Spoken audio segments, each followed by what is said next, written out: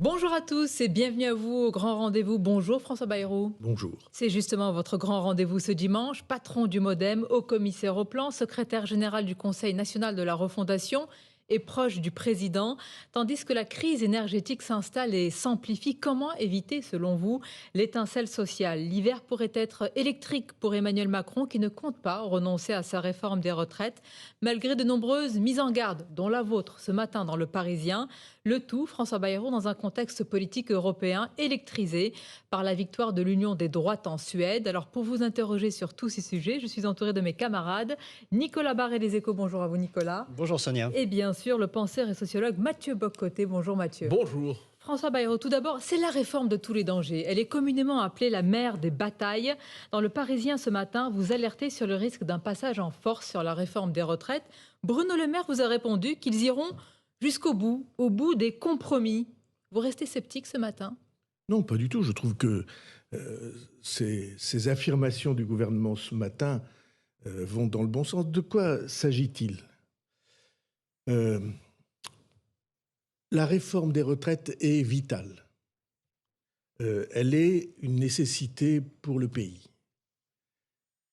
Mais si l'on veut que la réforme des retraites prenne tout son sens et qu'elle soit acceptée, bien, il faut la conduire selon une méthode que le président de la République a présentée à l'élection présidentielle. C'est même l'engagement majeur qui a été le sien.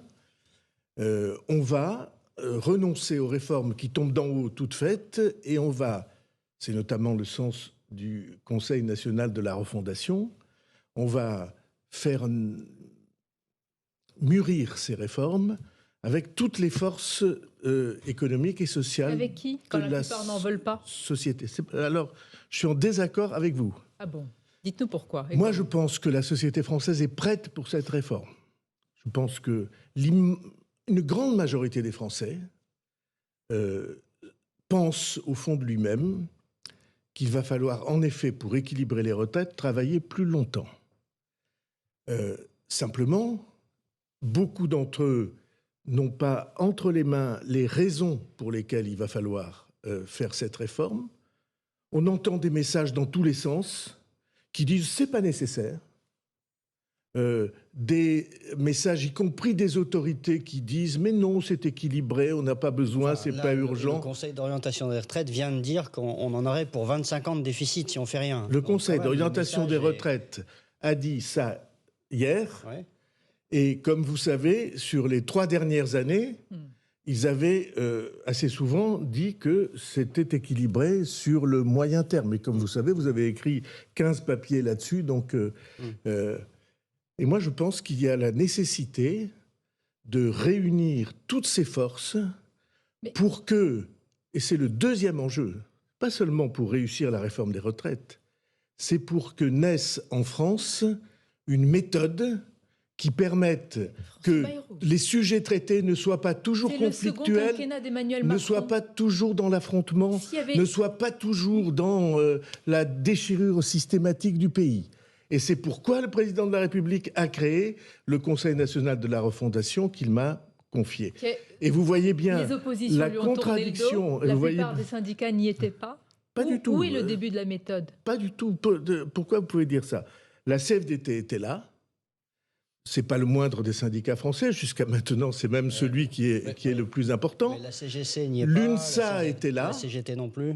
Et la CFTC était là. On peut parler du verre à moitié vide? Non, pas du tout. Parce que ce qui me semble nécessaire de voir, c'est qu'il existe en France un grand courant réformiste, social réformiste, qui est prêt à avancer sans renier du tout ses positions. Et il n'y a aucune raison que qui que ce soit renie ses positions, mais qui est prêt à avancer pour que le pays, lucidement, soit capable de s'organiser comme les temps l'exigent. Voilà. Or, ce courant réformiste-là, si on choisit une méthode, on va dire, brutale, ex abrupto, comme on aurait dit en latin, si on choisit cette méthode-là, ce courant réformiste va entrer en contradiction, en confrontation, en opposition avec les responsables du pays. Est-ce qu'on a besoin de ça? On a besoin du contraire. Le courant réformiste existe, vous le mentionnez, il est très présent, c'est la majorité à l'Assemblée. Mais il existe d'autres courants, on peut penser à la NUPES, on peut penser au Rassemblement national. Donc là, le pays, réellement, il ne tient pas seulement dans ce courant réformiste, il est divisé. Bien sûr, mais de ce point de vue, est-ce que l'espace du débat, c'est pas l'Assemblée bien davantage qu'une alter-assemblée que serait votre CNR? D'abord, c'est pas mon CNR, c'est celui du président de la République, si vous permettez. Bien sûr. Bon. Vous venez d'avancer l'argument majeur dans le sens de ce que je dis. Vous avez en effet, deux pôles extrêmes, gauche et droite, qui sont, sur ce sujet en particulier, en radicale opposition avec les responsables du pays. En radicale opposition. Ils disent même qu'ils veulent revenir à la retraite à 60 ans, sans condition. Et vous avez ce que vous avez vous-même avalisé comme courant réformiste. Et ce courant réformiste, si jamais on n'a pas la bonne démarche, il va être perdu pour les réformes. Mais quel risque pour le pays? On a compris que si pour vous le courant réformiste ne passe pas, la France aura du retard. Mais quel est le risque? Est-ce qu'il y a un risque social? Est-ce que vous dites attention ce matin, si vous utilisez le 49.3, si vous ne trouvez pas la bonne méthode cette fois-ci, eh bien le risque... Je n'ai pas dit ça du tout. Je pense qu'il y a une probabilité certaine pour qu'au bout du chemin, on doive utiliser un instrument institutionnel comme le 49.3. Peut-être on peut l'éviter, mais il n'y a rien d'infamant à utiliser le 49.3. Ce qui n'est pas normal, c'est utiliser le 49.3 sans la préparation nécessaire pour le texte. Beaucoup de Français ont au fond d'eux-mêmes l'idée que oui, c'est un sujet, mais ne savent ni pourquoi, ni comment, ni pour quel montant. La préparation n'a pas été faite. La préparation, pas seulement auprès des partenaires sociaux. Je me suis laissé dire que même le patronat, mais vous allez pouvoir Nicolas Barré le confirmer, même le patronat n'est pas chaud. Il faut faire cette préparation. Il faut adopter la démarche que le président de la République... Une campagne présidentielle. Que ne l'a-t-il pas fait, Emmanuel Macron? Pourquoi tout ce temps perdu et venir aujourd'hui, à quelques mois de cette réforme des retraites si importante, et l'expliquer maintenant? La réforme des retraites, comprenons-nous bien, ça n'est pas pour les mois qui viennent. Le président de la République a dit « Je voudrais que ce soit en place dans l'été 2023 ». Et moi je dis, on peut parfaitement arriver à adopter le texte avant ou au début de l'été 2023. Et vous dites qu'il faut pas une réforme brutale, mais qui parle de réforme brutale? Vous avez l'air de sous-entendre que l'Élysée veut brutaliser les choses, c'est ça? Les échos qu'on a, et que vous avez... Vous avez plus que des échos de votre côté, quand même. Vous avez l'oreille du président. Et que vous avez, c'est que on avait imaginé de passer cette réforme par un amendement quasi subreptice au projet de loi de financement, de la loi de sécurité sociale, ce qu'on appelle le PLFSS. C'est pas comme ça qu'on fait une grande réforme pour un pays. Pourquoi? Parce que la question des retraites, c'est pas seulement la question d'un déplacement magique et choquant pour beaucoup de l'âge du départ à la retraite. Il y a beaucoup d'autres sujets. C'est pas la même chose d'arriver à l'âge du départ à la retraite épuisé par une vie professionnelle très lourde. Je pense à ça chaque fois que je vois les hommes qui bitument les trottoirs à Paris avec une taloche et des seaux de goudron, à genoux dans le goudron. Bon, probablement, à l'âge de 65 ans, ils ne seront pas dans le même état que ceux qui ont eu des vies plus préservées. Il y a des gens qui sont épuisés nerveusement, et il y a des gens qui sont en pleine forme. Et ce que je crois, c'est que on peut, par l'incitation, et peut-être aussi par une accélération de la réforme Touraine, comme on appelle, qui a créé la situation actuelle, des incitations, de la souplesse, parce que l'idéal pour moi, qui plaide pour la réforme par points depuis 20 ans, l'idéal pour moi, c'est que chacun puisse choisir son départ à la retraite. Le départ choisi. Et si on arrive à allonger le temps de travail volontairement, y compris ça, avec des incitations, Bayrou, hein. On verra si c'est la réforme Macron. avec des incitations, alors je pense qu'on aura fait deux choses. Oui. On aura rééquilibré les retraites et on aura montré qu'on pouvait réformer différemment. Et le deuxième enjeu est pour moi aussi important que le premier. J'y reviens parce que ça me semble central. Vous nous dites fondamentalement, les Français comprennent que la réforme des retraites est nécessaire, se reconnaissent avec des nuances dans le projet que vous proposez. Doit-on comprendre que le CNR est finalement plus représentatif de la nation que l'Assemblée nationale? Non, Conseil national de la refondation. Rien, et ça n'est pas le même rôle. Le CNR, c'est quoi? C'est un machin, un bidule, disent certains. C'est l'idée. François Bayrou, un machin, disent certains. Oui, disent certains. Bah oui. C'est l'ONU aussi, disait le général. Oui, ben justement. Bon. Est-ce qu'il avait tort, le général? Et on ne peut pas s'en passer.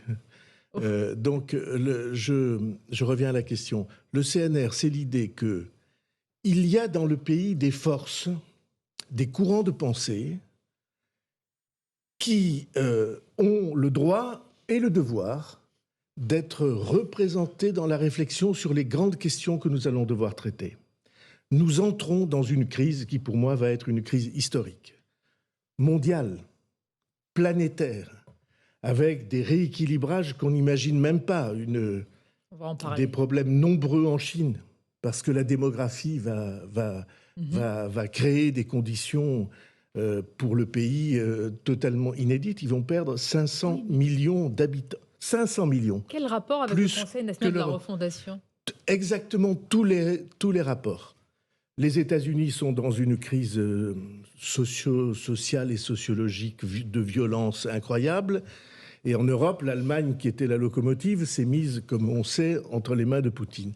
Tout ceci crée une situation de crise historique, séculaire, mondiale, devant laquelle la France aurait beaucoup d'atouts, mais elle a devant elle des problèmes insolubles depuis longtemps. L'éducation nationale est un problème insoluble. Pas tous. Le travail est un problème, pour l'instant, très difficile à résoudre.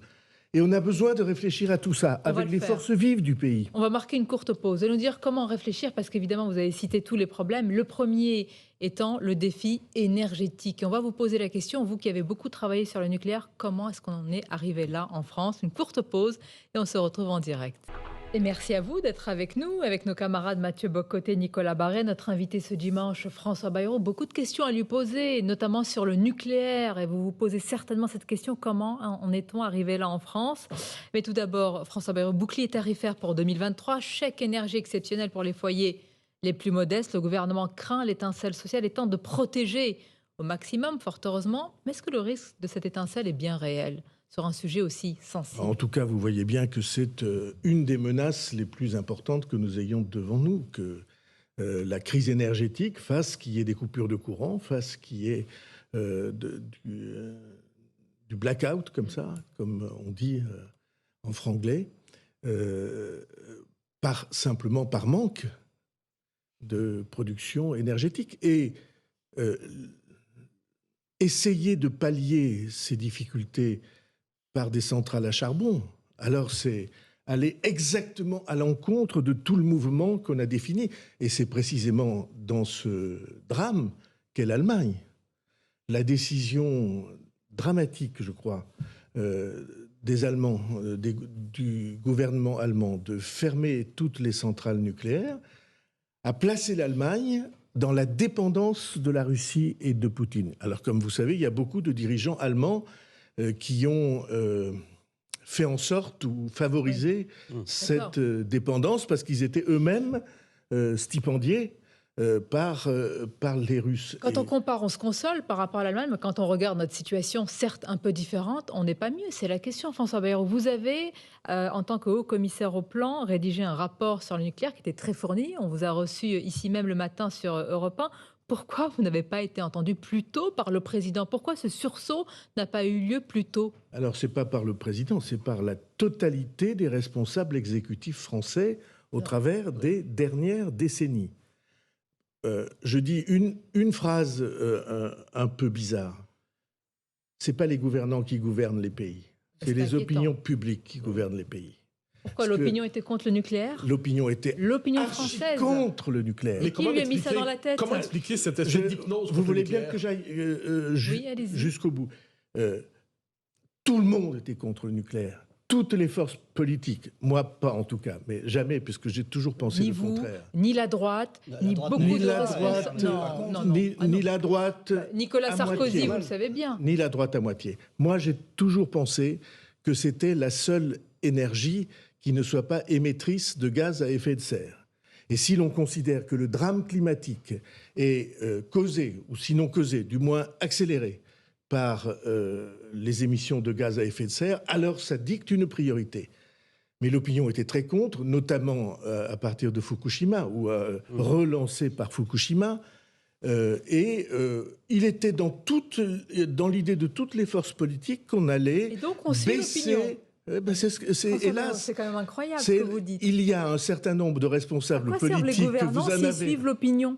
Il y a un certain nombre de responsables politiques, vous en avez un devant vous, qui ne suit pas ce genre de tourance. Depuis très longtemps et sur tous les sujets, sur la dette, sur le nucléaire, sur d'autres sujets, sur la nationalisation des autoroutes, sur la privatisation de EDF, sur tous ces sujets, ma position était différente de celle des gouvernants. Bien sûr, les gouvernants, c'est l'opinion publique qui fait les élections. Mais parmi les gouvernants préparent les élections. Il a eu tort sur le nucléaire pendant. C'est pas l'opinion française qui a fermé Fessenheim. Le deuxième pour qu'il le relance. Je pense qu'il était prudent. Et c'est dans son premier quinquennat qu'il a fait cette relance. Et il est vrai que le rapport que vous avez cité... Il a fermé Fessenheim. Oui, c'était décidé par le gouvernement précédent. Il aurait pu l'arrêter. Et ça a été exécuté par son gouvernement. Tout ça, la vérité, Enfin... Pourquoi ne pas reconnaître une erreur pour avancer dans notre pays? Pourquoi ne pas reconnaître que la fermeture de Fessenheim était une erreur? Qui adorent se flageller. Non.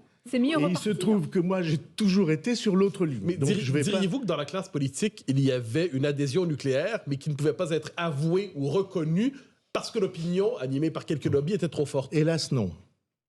Elle était sincèrement opposée. Je voudrais bien que ce soit vrai. Mais l'idée s'était introduite dans les esprits, notamment à partir de Fukushima, qu'il fallait baisser la part du nucléaire dans ce qu'on appelle le mix énergétique.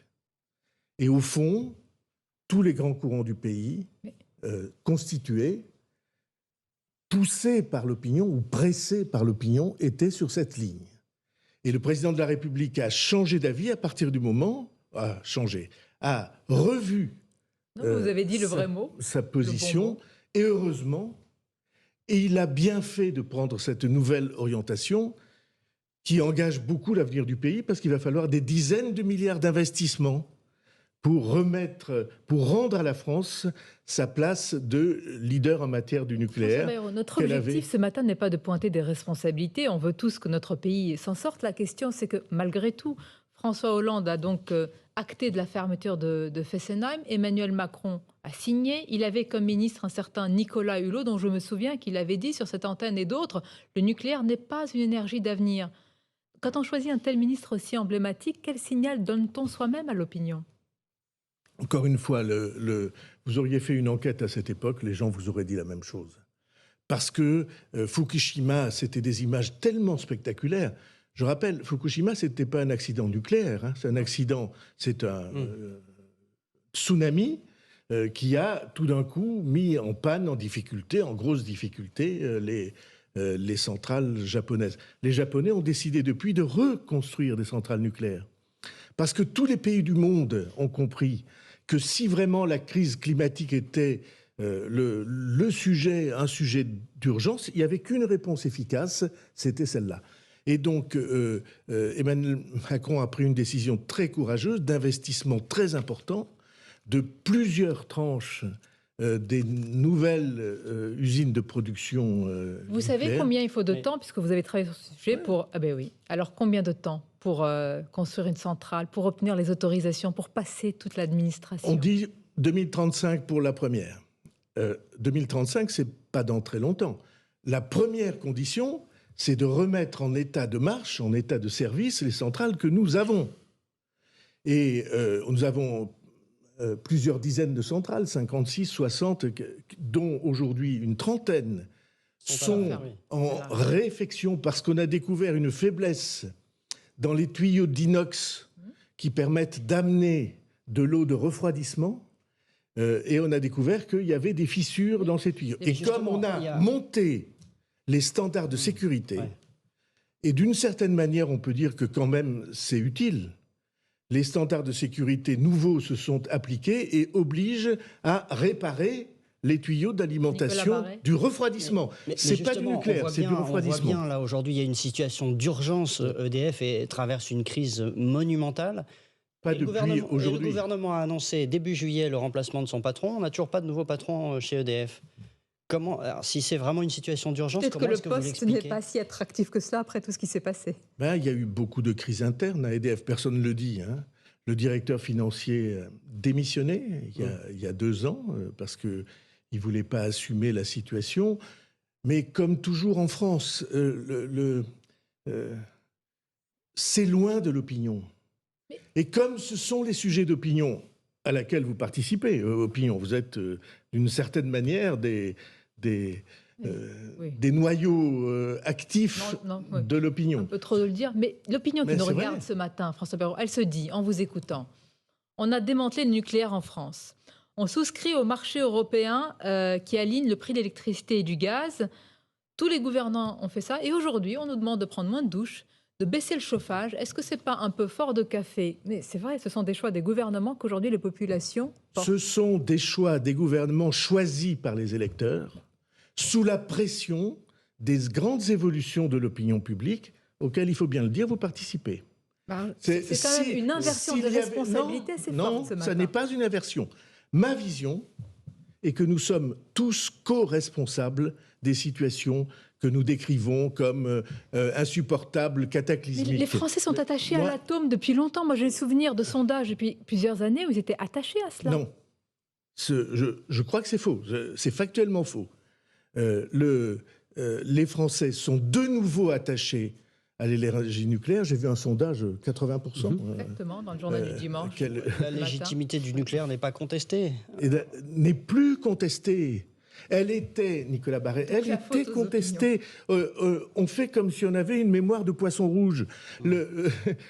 Nous avons vécu un temps où toute l'opinion, sous des pressions diverses de mouvements politiques, de leaders d'opinion, vous en avez cité, toute l'opinion publique avait glissé contre le nucléaire. Mais où est le courage politique ? Où est la volonté alors ? Ce qu'on attend d'un leader, c'est quand même parfois de prendre position. Choisissez des leaders qui ont depuis longtemps défendu cette thèse. Mais si je peux me permettre, d'ici la relance du nucléaire, pénurie, rationnement, blackout, inévitable ? Non, je crois que ça n'est pas inévitable. Je pense qu'il y a des solutions, qu'on va en trouver. J'en ai même quelques-unes en tête. Je pense qu'il y a des solutions pour rééquilibrer la dépendance énergétique devant laquelle nous allons être. Si vous voulez que j'en cite une, j'en ai parlé avec le président de la République, j'en cite une. Nous avions à Pau le gisement de gaz de Lacq qui a été arrêté. Ça vaudrait le coup d'aller voir si par hasard les pressions n'ont pas remonté dans le gisement et si par hasard on ne pourrait pas se servir du gisement résiduel pour pendant quelques années rendre un équilibre à la production énergétique française. On va continuer à en parler. Très intéressant ce que vous avez dit sur le nucléaire. Si on a suivi l'opinion sur le nucléaire, pourquoi ne l'a-t-on pas suivi sur d'autres sujets comme l'immigration ? C'est la question qu'on va vous poser dans quelques instants sur Europe 1 et CNews. À tout de suite. Pendant la pause aussi, on continue à évoquer évidemment le nucléaire, l'énergie. On va passer à un autre sujet, mais finalement dans la méthode, on vous pose la question parce que vous avez dit, François Bayrou, que les choix parfois des gouvernements sont dictés, en tous les cas peut-être poussés et nourris par le choix des opinions sur le nucléaire. Pourquoi ne le sont-ils pas sur l'immigration ? Sondage après sondage, les Français, d'ailleurs, quelle que soit leur croyance politique, sont pour une maîtrise de l'immigration, sont pour faire de ce sujet une priorité, avec évidemment le pouvoir d'achat. Pourquoi ne les a-t-on pas davantage écoutés là-dessus ? Il n'y a pas un homme politique français qui ne pourrait reprendre à son compte les mots que vous avez utilisés. Mais entre les mots et la réalité, il y a un certain nombre d'obstacles. Alors je vais vous dire ce que moi je crois de tout ça. et que j'ai souvent écrites dans des livres. Les peuples ont droit à des garanties sur leur identité. Les peuples sont attachés, comme chacun d'entre nous le sommes, au caractère, aux convictions, au mode d'être, au mode de vie, qui font que la France est la France, la Suisse est la Suisse, le Canada est le Canada, et l'Italie est l'Italie. Et il y a au fond cette crainte, au fond du sentiment populaire que ce sont ces signes-là d'existence, d'identité, qui sont menacés parce qu'on ne fait pas attention au glissement. Ça, c'est la première chose. Deuxièmement, il y a d'énormes difficultés. La principale de ces difficultés, c'est que lorsqu'on songe à renvoyer des personnes qui sont sur le territoire national sans droit d'y être, les pays d'origine ne veulent pas les reprendre. Mais je reprendrai, vous avez utilisé une formule très importante, je crois, vous parlez du droit qu'ont les peuples de devoir respecter leur identité, des garanties. Est-ce que ce droit a été piétiné ces dernières décennies? En tout cas, on n'y a pas fait suffisamment attention. Parce qu'on a confondu ce droit, cette quête de droit, avec la stigmatisation. Et donc ça fait deux blocs, les stigmatiseurs et ceux qui ont le sentiment que tout part à la dérive. Et moi je pense, pourquoi j'ai accepté le CNR par exemple, l'idée de refondation, c'est parce que ces questions peuvent être énoncées, à mes yeux, en termes nouveaux et dans lesquels tous ceux qui sont de bonne foi peuvent se reconnaître. À la question « Comment obliger les pays d'origine à reprendre les ressortissants qui sont partis ?» jusqu'à ce jour, personne n'a de réponse. On a fait des pressions beaucoup sur l'autre rive de la Méditerranée. Pour l'instant, le résultat n'a pas été probant. On a des questions de justice qui font qu'il est très long, même si ça a été raccourci sous l'impulsion du président de la République. Mais c'est très long de déclarer que quelqu'un n'a pas de droit. Et puis il y a quelque chose au fond. Il y a la volonté politique. Quand Emmanuel Macron là, annonce encore un projet de loi pour 2023 et il se dit aussi favorable à l'accueil d'étrangers dans les zones rurales, donc pour les repeupler, disons les mots. Non. Écoutez, vous êtes direct, il faut choisir les mots pour peut-être casser une logique communautaire. Il se trouve que je suis originaire, que j'ai grandi dans une partie rurale du pays.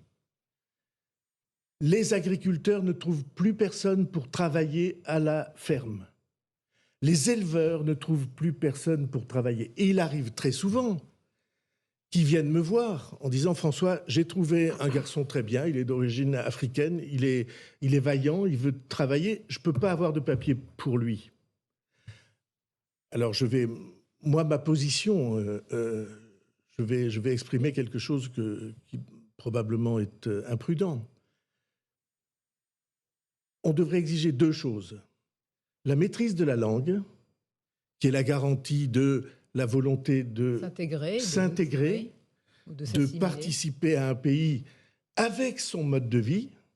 Et deuxièmement, la volonté de s'engager dans le travail pour gagner sa vie. Vous dites les choses avec prudence, mais des choses qui semblent tellement logiques qu'on aurait pu faire et dire depuis 20-30 ans. Mais le problème est que depuis 20 ou 30 ans, on ne les lit pas parce qu'on fait de ce sujet un sujet absolument idéologique. Qu'est-ce qui vous choque dans le repeuplement? Si on veut que des immigrés aillent dans les campagnes, c'est bien pour davantage repeupler, c'est ce qu'on dit, les zones rurales. Non, mais est-ce que vous vous rendez compte que vous avez une grande importance aux yeux de ceux qui vous écoutent? Non, c'est pas dans le sens du poids. C'est très important. Ce sont des rendez-vous qui sont suivis, et en partie parce que vous avez des personnalités qui plaisent à ceux qui vous écoutent. Si vous agitez le spectre d'un remplacement de population, vous savez ce que... C'est l'idée du président de la République. Vous savez ce que vous nourrissez comme Bayrou. Qui fait cette proposition? Nous sommes citoyens, vous et moi. Oui. Mais est-ce que vous ne stigmatisez pas vous-même immédiatement? On pose la question et vous parlez de grand remplacement. C'est exactement... Est-ce que c'est pas comme ça qu'on a fait taire les débats depuis 30 ans? C'est exactement ce que Sonia Mabrouk vient de dire. Depuis 30 ans, est-ce que le problème c'est pas joué comme ça? Je On pose la répète question. ma position. Les peuples ont droit à leur identité et à des garanties sur la pérennité de leur identité. C'est un droit des peuples. Mais si vous C'est un droit des communautés. J'ai même dans un livre rapporté qu'il y a des pays, je crois qu'ils sont sur le continent africain, qui ont inscrit ce droit dans leur constitution. Moi, je crois à ça. Je pense que les Français n'ont pas envie de devenir indéterminés dans l'avenir. L'Union européenne, pour moi, n'a jamais été un creuset d'indétermination. Si vous deviez qualifier les choses, qu'est-ce qui aujourd'hui menace l'identité française? Soyons précis. Des modes de vie, des modes de pensée, des modes de... Oui, mais lesquels? Des modes de vie, des modes d'irrespect de ce que nous sommes, de la laïcité par exemple, et qui ont besoin d'être réaffirmés. C'est important ce que vous dites par rapport à l'école. Je voudrais vous faire réagir. Vous avez sans doute vu ce matin, c'est un sujet d'importance dans le journal du dimanche, un sondage effectué sur le thème de la Shoah. L'école a un rôle évidemment fondamental dans la transmission de la mémoire. Et ce sondage montre que certains jeunes relativisent la Shoah. On va le voir sur notre écran. On va voir ce sondage. Alors, vous parlez justement d'intégration. Vous parlez plus largement aussi de partage, de ce qui est collectif. Il y a ce chiffre, vous le voyez, des jeunes qui relativisent le cause. 10% considèrent la Shoah comme un drame parmi d'autres de cette guerre qui a fait beaucoup de victimes. Oui. Vous avez été ministre de l'Éducation. Vous voyez qu'on tire quand même par l'énoncé de la question. On tire... la faute au sondage, alors. Où on attire une certaine réponse. C'est vécu par des professeurs, Monsieur Bayrou. Oui, non. Il arrive souvent au sein de l'éducation nationale qu'il y ait des pressions pour qu'une partie du programme ne soit pas enseignée ou qu'il ne soit enseigné que avec des signes de désapprobation de la part de certains élèves et parfois de parents d'élèves. C'est vrai, ça existe. Pour autant, est-ce que c'est ce que nous vivons dans toutes les écoles du pays? Non, mais ça ne relève pas de l'anecdote. Non, ça ne relève pas de l'anecdote, mais ça relève d'une vigilance qui doit être celle de l'institution scolaire. Les programmes sont établis nationalement. Et je n'ai jamais accepté l'idée qu'ils puissent être établis régionalement. Les programmes sont établis nationalement parce que ce sont des références qui vont faire un peuple, l'identité dont on parlait. Il faut de la fermeté. Il faut. Et les professeurs qui se retrouvent seuls dans une classe, et ceux qui n'arrivent pas à faire cours, et ceux qui voient la pression des élèves, et ceux qui voient la pression des parents, et ceux parfois qui n'ont pas le soutien de l'institution, et ceux qui viennent et se succèdent sur nos antennes pour nous dire on n'en peut plus, mais on continue parce qu'on aime ce métier. Qu'est-ce qu'on leur dit à ces professeurs? Qu'est-ce que les gouvernements, les responsables leur disent? On leur dit que la période qui s'ouvre, pour moi, est une période où est peut-être la dernière chance de l'éducation nationale, parce que précisément, la place des professeurs n'a pas été respectée comme elle aurait dû l'être dans les dernières décennies. La dernière chance avant quoi? La dernière chance avant un effondrement de l'éducation nationale. Je ne sais pas si vous vous rendez compte sur deux sujets. Le premier de ces sujets, c'est la perception que nous tous, nous avons d'un certain effondrement de la transmission. Sur les disciplines, sur la langue écrite, sur la langue orale, sur les mathématiques, sur le calcul mental, qui est assez souvent oublié.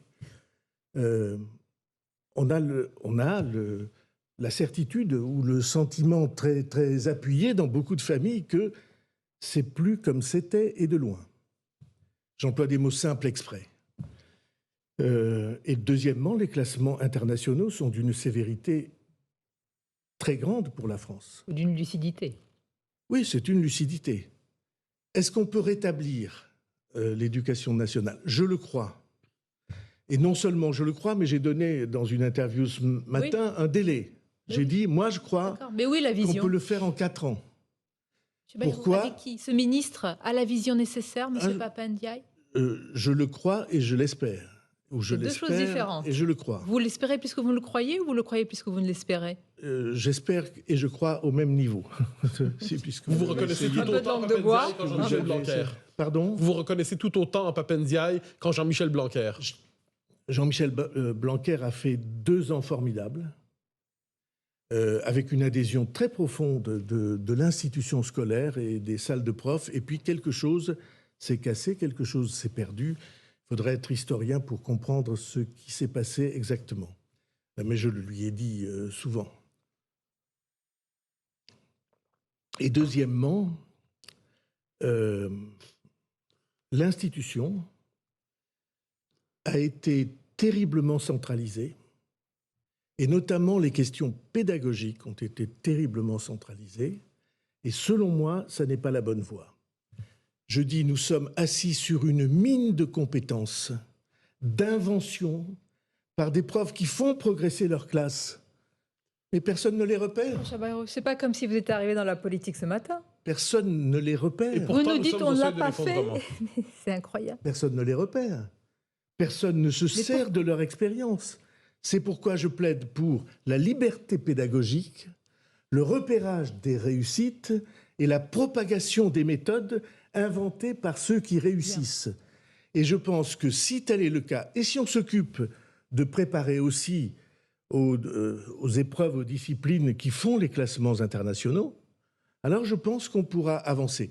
Mais ma certitude, c'est que c'est dans le corps enseignant, ses richesses, son inventivité, que se situe la clé du redressement de l'éducation nationale. On va continuer à en Ce parler. qui veut dire aussi que le traitement matériel, les salaires, sont c'est une question tellement importante, bas bien sûr. qu'il faut que le pays s'en saisisse Vous comme avez une employé priorité. le mot redressement. On a parlé depuis tout à l'heure de retraite, donc de société, d'énergie, de nucléaire, d'éducation, d'école. Redressement, sinon quoi?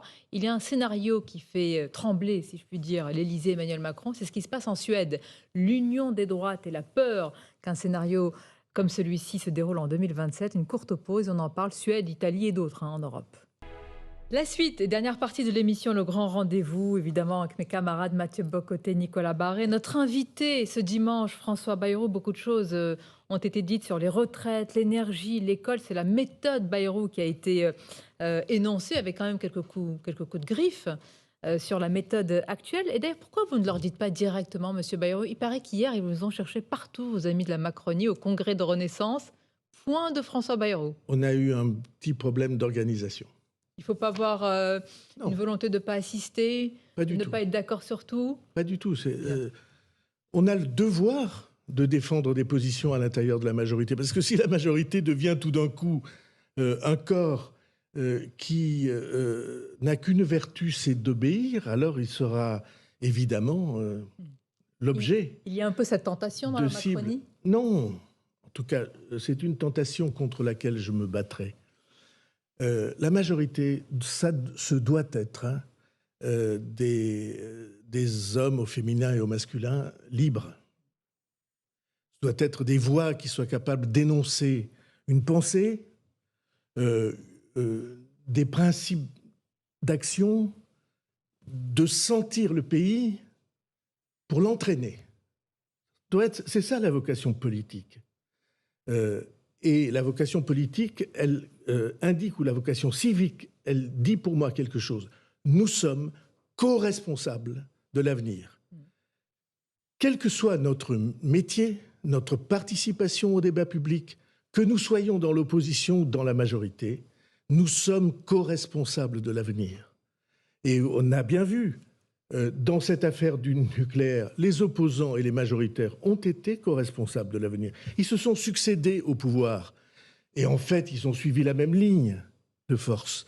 Et donc, cette capacité, je vais dire, de résistance à la facilité, Cette capacité de ne pas perdre de vue une idée qu'on se fait de l'avenir et de la défendre. Sinon quoi? Hongrie, Pologne, Italie, Suède, avec l'alliance de la droite classique et de la droite dite radicale qui s'est hissée au pouvoir, là je parle de la Suède. Pourquoi, selon vous, François Bayrou, tous ces pays et leurs peuples opèrent à ces changements radicaux? À cause de quoi? Parce que la mondialisation est un élément de déstabilisation sur la question que je posais du besoin d'identité et de sécurité. Ça n'est pas un monde sûr et il va l'être de moins en moins. Et beaucoup ont eu le sentiment que, au fond, ce à quoi ils étaient attachés était compromis par ce monde-là. C'est juste un sentiment, selon vous? Oui, mais regardez, la Suède, c'était le paradis de la social-démocratie, justement, d'une certaine forme de protection. Et là, au contraire, ce pays bascule. Peut-être que la social-démocratie, parfois, a été triste. Les besoins matériels ne sont pas les besoins ou ne sont pas les seuls besoins essentiels de l'humanité. Il y a des besoins qui sont de l'ordre du spirituel, au sens le plus large du mot, philosophique, des besoins spirituels. Et il y a des besoins dans l'ordre de la vitalité. On a besoin de rire, on a besoin d'être ému. On a besoin d'accepter les vagues. Vous ne pensez pas que c'est un peu plus prosaïque en Suède? C'est-à-dire un bouleversement démographique assez rapide, une criminalité assez grave, des émeutes qui se multiplient? Je n'ai pas eu le sentiment que la Suède était dans un bouleversement démographique. La campagne en Suède n'a porté que sur cela. Délinquance, immigration, insécurité. Donc, je répète, quand vous vous adressez à un pays, vous devez être capable de comprendre ses besoins et de les exprimer. Ça manque quelquefois la capacité d'expression. Et je répète que, selon moi, le besoin de garantie dans l'identité, vous n'allez pas être... L'avenir, ça ne signifie pas que vous devez abandonner ce que vous êtes. L'avenir, ça veut dire que vous pouvez sublimer ce que vous êtes, le porter vers l'avenir. J'ai entendu, mais vous m'interrogez sur l'extrême droite, j'ai entendu des phrases qui disaient le but de notre courant politique serait d'empêcher l'extrême droite d'arriver au pouvoir en 2027. C'est pas du tout ma sensibilité. Ah, mais c'est celle de de la majorité. Mais je réclame le droit de la différence, d'énoncer ce que je pense. Notre travail, c'est de faire un pays épanoui, aussi prospère que possible pour pouvoir assurer son contrat social et de lui donner des raisons de vivre. Pas de perpétuellement désigner des forces que j'ai combattues toute ma vie et que je crois avoir des raisons de combattre. Pas de faire des extrêmes l'obsession de la vie politique. Des extrêmes, j'emploie le mot au pluriel. François Bayrou, mais pourquoi... Notre travail, c'est le peuple français. Mais pourquoi il y a eu cette obsession? Dites-le. Ça a permis aussi... Notre travail, excusez-moi, notre travail, c'est notre nation. Je comprends bien. Notre travail, c'est le cadre européen sans lequel la nation ne peut pas vivre. Et notre travail, c'est l'équilibre mondial. Notre travail, c'est la vie réelle, François Bayrou. Pas le combat. Vous dites, arrêtez de sortir l'épouvantail. Vous dites à Emmanuel Macron. Non, écoutez, je dis à vous. Pardonnez-moi. Vous avez fait de ce sujet votre interrogation. Je suis en train de vous poser des questions sur ce qui se passe dans des pays... Vous dites qu'il y a quelque chose qui se passe qui est effrayant en Pologne, dans les pays, en Suède, en Italie. Oui. La situation suédoise et la situation italienne ne sont pas les mêmes. Très bien, mais je vais quand même continuer la question parce qu'il me semble que c'est quand même le président de la République... Je finirai ma phrase et puis je répondrai. Qui a dit qu'il y avait le danger de l'extrême droite et qui s'inquiète de ce scénario en 2027. Vous nous dites il ne suffit pas d'agiter cet épouvantail, il faut proposer autre chose. Est-ce que c'est bien ça? Est-ce que j'ai bien décodé le Bayrou? Il y avait un danger électoral. On était devant une élection. Et là, dans une élection, il faut choisir si on favorise ou si on combat, si on arrête ou si, au contraire, on promeut. C'est ça, une élection. Mais dire, dans la période où nous entrons, notre seule obsession doit être les extrêmes, je ne suis pas d'accord avec ça. Parce que c'est leur donner un coup de booster, comme on dit en franglais, formidable. Si vous faites... C'est bien la question que je vous pose. Si vous faites d'une force politique... Est-ce que le gouvernement n'a pas besoin de l'extrême droite et des extrêmes pour prospérer? Si vous faites d'une force politique le sujet central, des médias, des discussions, des dialogues, mais vous la favorisez formidablement. Je dis, moi, au contraire, nous sommes là pour assurer aux Français, et assurer aux Français aussi comme nation, dans le cadre qui nous permet de vivre en Europe et dans l'équilibre du monde, assurer aux Français que leur avenir est pris en charge et que dans cet avenir, on n'oublie pas les raisons de vivre qui sont... Mais le mot de conclusion. Est-ce que ce n'est pas peut-être une des faiblesses actuelles de la majorité? C'est qu'elle s'est construite comme un front anti-extrême, comme un front républicain contre les extrêmes d'un côté et de l'autre. Est-ce qu'en dernière instance, ce n'est pas la faiblesse des dernières législatives et même du président de la République? Je ne crois pas. En tout cas, je n'ai jamais aimé l'idée de front, quel que soit le front. Même républicain? Non, je pense que c'est pas une bonne chose que de considérer que notre seul point commun est d'être contre. Alors, il y a des moments historiques, hein, quand c'est le nazisme, quand c'est des menaces de cet ordre. Il y a des moments historiques dans lesquels on doit s'engager. Mais dans la mission des politiques, qu'ils soient au gouvernement ou représentants à l'Assemblée nationale dans le débat politique, leur mission est de s'intéresser aux problèmes les plus profonds que les gens rencontrent. À bon entendeur. Et donc, disons une phrase, parce que j'ai commencé à dire que la Suède et l'Italie, la situation n'était pas la même. En Suède, l'extrême droite est dans la coalition et pas au pouvoir. En Italie, l'Italie, c'est chez nous, hein. Nous sommes menacés, en effet, d'avoir l'extrême droite directement à la tête du pays. C'est un changement qui est plutôt très important et qui va fragiliser l'Union européenne. Et donc, l'Union européenne, ces dernières années, c'était France, Allemagne, Italie. On arrive à la fin. Et là, on a un risque et une menace sur l'avenir. Donc, intéressons-nous aux questions qui font que les gens ont envie de vivre et de vivre ensemble. D'avoir envie de vivre ensemble. Merci François Bayrou d'avoir été notre invité ce dimanche. Bon dimanche à vous, à nos téléspectateurs et auditeurs, évidemment à mes camarades Nicolas Barré et Mathieu Boccoté.